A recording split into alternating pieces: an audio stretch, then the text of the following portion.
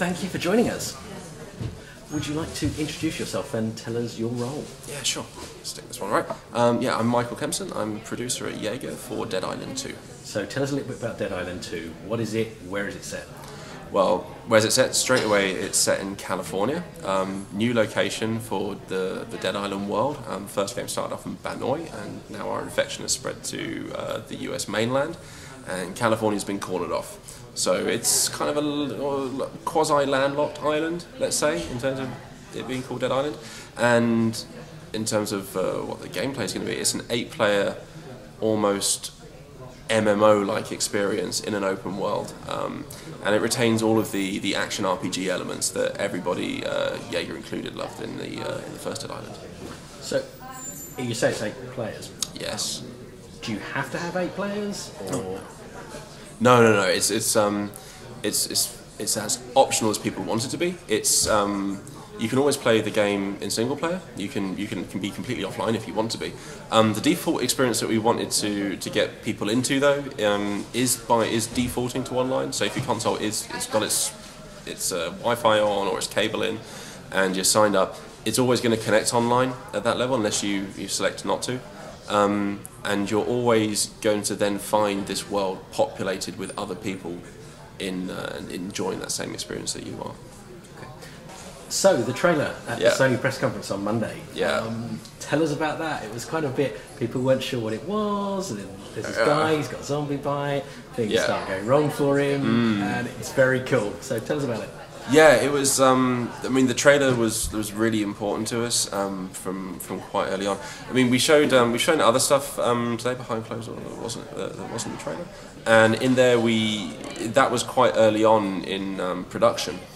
And we, in experimenting with how we thought the Dead Island brand or franchise could go, we started to see a lot of this humour. We started to discover that in trying to make the action as visceral and awesome as possible, shit got real funny. Because you could uppercut a zombie with a sledgehammer and it'd fly 60 feet. And that makes it very hard to then turn on the waterworks when something tragic happens. When you immediately go do that, it's a strange contrast, doesn't really work. And so we figured that out from a gameplay point of view in pursuit of this kind of visceral combat. And then we just dwelled on that, and we thought, no, this really does feel like the right thing for the IP, for the franchise. And we went back and forth with it with Deep Silver. We collaborated a lot, and just to find exactly the right tone. And that's how we ended up with this announcement trailer. Is that we realised that we were onto something with this tone and method for the game, and we understand that obviously Dead Island as a story and as a game has a lot of weight to it in terms of what the players expect. I mean, they had the original announcement trailer, which is really great, super impressive, and then they had the games which had lots of different themes and contrasts in them in terms of tone. And we knew that going into at least announcing Dead Island 2, we had to be very straight and very blunt with where we're taking this, because we want everybody to be on board and understand, I think, as well as we did, that made the most sense. And today, the feedback's been lovely. Maybe I've just not been exposed to negativity, but so far it's been really great. So I think the message is getting through. And that's great, because that's going to queue us up later this year, Gamescom and PAX, to actually get people involved and start playing the game. But it was very important for us to have this announcement and get people on board with this new tone first. Oh, brilliant. I think you did a good job. Thank you. Tell us a little bit about the new characters. Yeah, we've got the 4 player classes. Now, the 4 characters, they aren't the same player characters from Dead Island 1. They are, however, the functional classes are very, very familiar to anyone who's played Dead Island 1. We wanted to make sure we keep on the team-based gameplay, so you kind of always know that you've got a role within the people that you're participating with, and that you can recognise them easily. They even visually look the part for what they're meant to play. It's like the most typical example, we have the Berserker, he's represented as a fireman, big dude, sledgehammer, a lot of weight. He's your tank class, so he's going to be like similar to guys like I think like Sammy B. And then we've got the Speeder Lady, who's your athletic sporty young lady from like Santa Monica Beach scene, always jogging, and she's very fast, very nimble. She's kind of an assassin type with the blades and the weapons, very quick, high melee damage. We've got the Huntress, who's another young lady, and she's a range specialist, so she's the one who's going to come at you with a crossbow. She's going to hang back a bit and do great damage with like things like firearms, crossbows, and all those big like long distance weapons. And we've got the Bishop, who's the support character. So he's the guy you're going to say, help me, help me, help me, help me, please, please, please, please, please. But he's also going to do great area damage effects as well. So he's going to be wielding things like Molotov cocktails and really utilising things with like big splash damage and stuff like that, and then patch everybody up afterwards. So you've obviously touched on a couple of weapons there. Tell us about the weapons. Yeah, the weapons, actually, the funny thing is the weapons take me straight back to California. So it sounds like a weird thing, but something you appreciate when you play the first game and you're on the islands of Benoi is that you start improvising a lot because you're on a hotel resort. You're not in anywhere that would have lots of weapons lying around for the most part. You spend a lot of time in Deadline 1 on a beach resort, so you've got things like paddles and bits of driftwood and all these things kind of lying around. Because we're in California, we obviously use the same mechanic, like function. We want to find weapons in the world, but suddenly you have your parents' garage, you've got the power tools, you've got the sports equipment, you've got the hardware store, you've got the gun shop because this is America. So suddenly you've got such a much bigger wealth of zombie destruction elements, and power tools in particular is the most fun thing. So we've got your taking apart lawnmowers and attaching machetes to them, the hedge trimmer, typical hedge trimmer with like a ceiling fan made of machetes on it, which you can then you can put a blowtorch on them and set things on fire. It just by being in that location just gives us so many more opportunities. So obviously you can do quite a lot of crafting then. Yeah, a lot of crafting. But one lovely change to the crafting this time is we're no longer going to get you to go to a crafting bench. You can do this on the fly. That just keeps you really quickly going through the gameplay, gives you access to an awesome weapon that you want faster. Because if you're carrying around your blueprint and then you collect all the ingredients, you want that weapon now, particularly if you've basically got a machete-powered hedge trimmer with electricity modifications running. We don't want to make you wait for that. We want to give you the good stuff as soon as possible. And you're introducing dual-wielding weapons. Yes, we are. We're gonna bring dual wield to the world. That's going to be that's something that it's something that I don't know why, but people always love. It's something very entrenched in a lot of the long-lasting game fans, the ones you went through, Halo and GoldenEye and things like that. There's something quite mystical about it when we all hear dual wield. And in this game, I know it's going to be one of the most destructive elements that we could ever possibly imagine. So I won't go into exactly what all the possibilities are. To say they are fantastic is I think is an understatement. But people can come play that at Gamescom at PAX later this year. Perfect. And vehicles, drivable? Yeah, definitely. Lots of drivable vehicles. One thing we're doing, which I think us and Deep Silver, we all found interesting, was essentially we've got. For the classes, we've expanded the classes to their vehicle as well. So actually each class is going to have a vehicle to complement that class. So the Speeder has a fast and awesome muscle car. The Berserker, the Fireman, has a big beefy pickup truck.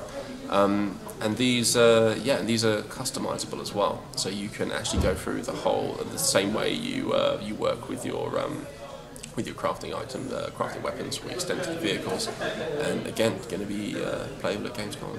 Fantastic. Obviously, the most important thing and part of the game that I've heard about today is the motion captured cat. Yeah, that is special, and it's super important, and it actually was really cool. Fortunate enough, I mean, we had the idea for essentially Max, the radio guy's sidekick, Rick Furry, the cat, for quite a while, and then we really wanted to do it, and we go to our animation team at Yager and we're like, okay, look, guys, I know you really like this cat, but honestly, what's the best technical way to do it? And they said, well, if at all possible, motion capture would be the best way to do it, but that's really difficult and kind of risky. Thankfully, we've got a really great partner in Oxford, UK, as a motion capture studio called Audio Motion. They worked with us at Yager on Spec Ops: The Line. They wanted to partner up again on Dead Island, and they jumped at the opportunity and said, "Do you think you guys can realistically do this?" And they said, "Well, we'll for sure give it a go." They had a great time doing it. The results they got were fantastic. We'll show people later in the year. We'll show how it actually happened. We videoed the whole thing. No cats were harmed in the making of this. They're lovely. We had some really good cat trainers. Yeah, and it's first in the industry, I believe. I'm impressed. And that frankly is what I'm looking forward to the most. I've got 2 cats, so trying to get them to do anything would, yeah. We had to use 4 cats. Okay. No less than 4, because when you one didn't like the suit for one, and cats do become rather indifferent after a certain amount of time. But we had some really great cat trainers with us to get through. Excellent. Tell us about the writer of the story. Yeah, that would be one Miss Anne Toole. She's based out here in California, and she's written for dialogues and a lot of narrative for other games as well. Worked on some of the stuff with The Witcher. It was very important for us at Yager. We like to, obviously, with our heritage with the Spec Ops: The Line, doing the right work for the right game in the right way.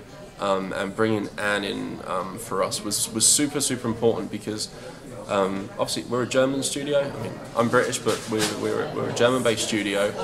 We have our ideas of what California's like and how that world works and how people talk and interact and do things. But it was really important to bring Anne on. She's native and lives in California for one, and she's got a great line-up and working game. So we figured that's what this game deserves, is to make sure we've got an inside perspective and that we handle the story correctly as it would be done, should be done for California. So you don't have to just contend with zombies, you also have to contend with humans. Absolutely. And then you can pit the zombies against the humans. So tell us a bit about that. Yeah, it was really important for us for this that the humans essentially occupy the same amount of space and interact. They can interact as much as the zombies do. So they very much live in the same world. They're as populous as one another. And what you get to witness with the humans is that you get to see them try to interact. You get to see them interact with the zombies in the same way you as a player are trying to interact. They've got their own agenda. They're trying to set out to do complete different goals and different objectives, but you're going to see them run into the same problems, like firing their automatic weapons and too many zombies coming in and they get overwhelmed. And then you can use that to, as you say, you can use that to your advantage. You can make too much noise around the raiders and the humans if you want, and bring the zombies to them and just play them off against one another. However, the one thing they don't have going for them is they're not immune. They're not immune like the player is. So when the human enemies in the world start getting bitten, they start turning. And that's when you get the really fun stuff, when you start turning humans into zombies. And just how you do that will explain that. Looking forward to it. Yeah. Tell us a little bit about the combat experience in the game. Super important to us. It's one of the things that attracted Yager to Dead Island was that visceral combat experience. It was a really great melee system in Dead Island 1. It was one of the reasons that game was never off when it first came out. So that's why we felt, obviously, Yager, we hadn't done first-person melee before this game. So for us, it was a really big challenge. So that's why we focused a lot on this demo that we were showing today.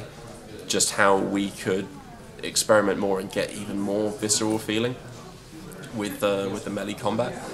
So we've gone for like a trigger-based solution. You've got lots of chopping, lots of combinations. It allows you to keep a real solid rhythm to it, so you can actually get into a rhythm with chopping the zombies up. It's really quick, and we keep some of the really nice elements in that they had in Dead Island 1, like the slow-mo on the critical cut. Like you chop a guy's head off, and it goes just as it pops off. You get a real nice slow-mo.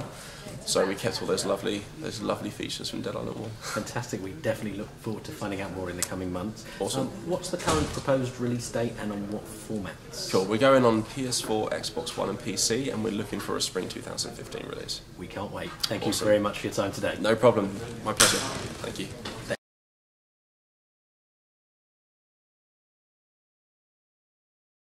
Thanks for watching. Why not subscribe to our YouTube channel by clicking on the link on the screen now.